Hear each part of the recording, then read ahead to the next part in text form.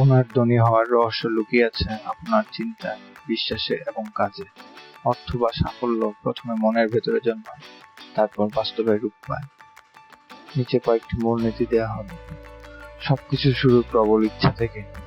নিজেকে বিশ্বাস করতে হবে যে এটা বাস্তব সম্ভব। প্রতিদিন মনের ভেতর তখন সাফল্যের চিত্র গেঁথে দিতে হবে।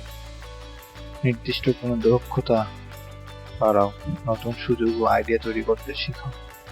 স্বপ্নকে বাস্তবে রূপ দিতে স্পষ্ট পরিকল্পনা করো। দেরি না করে সাহসী সিদ্ধান্ত নাও। বাধা এলে লেগে থাকো, হাল ছেড়ো না।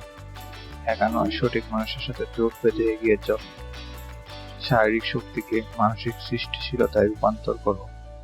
অবচেতন মনকে ইতিবাচক বার্তায় ভরিয়ে রাখো। মস্তিষ্ককে সাফল্যের ফ্রিকোয়েন্সিতে রাখো। অনুশীলনের মাধ্যমে অন্তর্দৃষ্টি জাগাও। নেতিবাচক চিন্তা ছাড়ো। স্বপ্ন লিখে রাখো। প্রতিদিন পড়ে শোনাও। লক্ষ্য নির্দিষ্ট করো। সফলদের মতো ভাবো আর তাদের মতো আচরণ করো। নিজেকে জিজ্ঞেস করো তোমার সবচেয়ে বড় স্বপ্ন। সেটা লিখে ফেলো। কত টাকা, কবে, কিভাবে অর্জন করবে, সব বিস্তারিত। প্রতিদিন সকালে ও রাতে চুরে চুরে পড়াশোনা পরিকল্পনা করো। আর প্রতিদিন একটুখানি হলেও অগ্রগতি ঘটাও।